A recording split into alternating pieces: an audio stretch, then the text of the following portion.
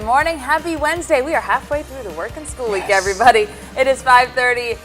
Thank you for joining us. I'm Caitlin Heck here with Wanya Reese and meteorologist Alex Forbes. Yes, thank you all so much for starting your morning with us. I mean, man, the thunder was rocking and rolling yesterday in central Georgia. So I'm curious to know, Alex, is it going to be the same situation today? Yeah, something similar, but in a different location. So yesterday we saw the showers and storms in and around Macon, including Bobby Dumas there at the Macon Mall. You saw a heavy downpour. That's a rain shaft you see there just to the north of the mall. But this is the epitome of it can be pouring a quarter mile away from you, and then where you are, you're not seeing anything. In fact, you're looking the other way, you're seeing nothing but sunshine. So thank you to Bobby for posting this on the 13 WMAZ Weather Network Facebook group. If you're not a member, just type in 13 WMAZ Weather Network in the search bar and you can request to join. But yes, much quieter this morning across central Georgia. Temperatures a bit cooler as well. 63 in Macon and in Warner Robins, 66 in Cochran, in fact 59 now in Dodge County, and 62 down in McRae. The dew points, they are still up there though, so it's cooler, but it is also still humid across central Georgia.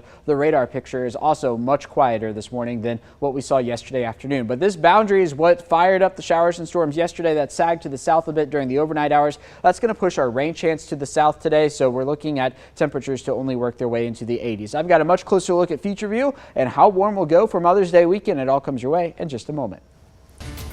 Thank you, Alex. New from overnight, the Bibb Sheriff's Office says a man is dead after getting shot in Macon. Deputies responded to a call about a person shot in the 600 block of Paul Street around 12:30 this morning. They found 35-year-old Ahmad Harrell shot inside of the home.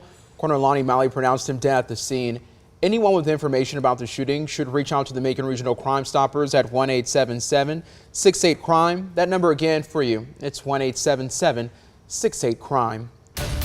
This morning, students, staff, parents, and others in Dodge County, they are breathing a sigh of relief. The county's high school and middle school went on lockdown after a report of a student with a gun. Within a half hour, deputies found a male teenager in the bathroom at the Harvey supermarket less than half a mile away. Sheriff Brian Robinson says the 911 call came in as a possible active shooter threat, but when the sheriff and deputies got there, that threat wasn't true. No shots were fired and nobody got hurt. This is a town where just about everybody knows one another. I know just about everybody in this town, and it's a community that cares about one another. It's just sad that something like this will happen. Robinson says a male student with a gun ran from the high school and towards the Harvey supermarket. The young man ran inside the grocery store and hid inside of the bathroom. Deputies caught him in less than 30 minutes. The scene around the school and the grocery store was chaotic as people were told to shelter in place and parents got worried calls from inside the school. Well, Robinson says nothing like this ever happened in Dodge County. Parents say it's time for more safety measures at school. It's already reached here. It's a small place. It's reached here, and we need to take some action. We need to do something about it. More police in the schools, you know, because if the kids can walk in there with a gun, oh God, it's not safe. The Dodge County Sheriff's Office still has not found the gun in question. They're planning to start up a search today. They are not releasing the student's name and no word yet on any possible charges. Right now, the GBI is investigating a shooting death in Dublin. Lawrence County Deputy Coroner Nathan Stanley says 26-year-old Jim Quest Smith was found lying in the road on Kingsby Street around 9 Tuesday morning with a gunshot wound to the chest. He died less than an hour later at a local hospital. Smith's body is headed to the GBI crime lab for an autopsy while police search for the shooter. The GBI and Dublin police are asking anyone with information to call the police department. That number, it's 478-277-5023. Again, that number, it's 478-277-5023. An update to a story that we brought you last week. A Macon man has been arrested and charged with murder. The Bibb County Sheriff's Office says they arrested 23-year-old Trayvon Walker just after 11 a.m. yesterday morning in the 1500 block of Dexter Avenue. He's been charged with murder and probation violation. So you might remember last Friday, deputies responded to Green Meadows Apartments where they found 28-year-old Kaniza Owens with a gunshot wound. She later died at the hospital. Deputies say the two originally got into an argument. Walker is being held right now in the Bibb County Jail without bond. Well, the investigation continues into members of a Warner Robins drug unit. Houston County DA William Kendall says they're weighing whether to take possible charges against 2 officers to a grand jury. Kendall says he expects to take another week or 2 for a decision. A Warner Robins woman told us last month the drug squad officers tried to force her to sell drugs to help their investigation. 2 weeks ago, the DA cleared 4 of the 6 members of any wrongdoing.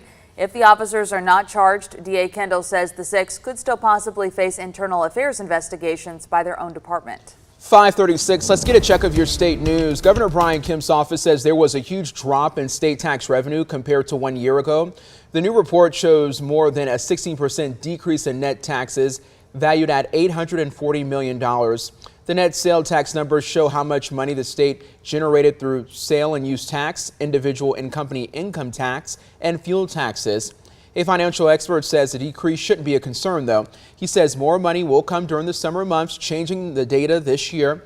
But an Emory economist says the decrease in state tax revenue could impact the state's future budget and tax refund. There's a state bill that says that if there's an excess of revenue, a surplus of revenue, that people will get a portion of their income tax back. So they're not likely to see rebates if there's no surplus. Well, new reports reveal that several inmates were recently fighting, and it led to multiple victims getting stabbed over the weekend. It comes as the Fulton County Jail continues to have problems, including jail conditions and the treatment of inmates.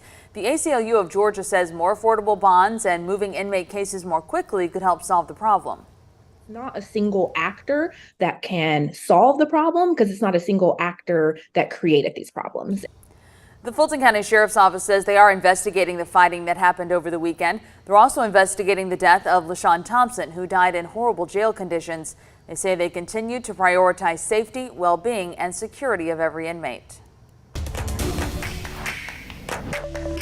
I tell people, if you are offered hospice, don't look at it as a last resort that my family member is dying, because all the time they don't die on hospice. Often there are misconceptions about the services given to our loved ones. Hospice care focuses on the care, comfort, and quality of life of a person with a serious illness who is approaching the end of life. Our Amy Cohen introduces us to a Lizella woman who shares her experience with hospice care for family members. I want you to catch this story this morning, starting at 6.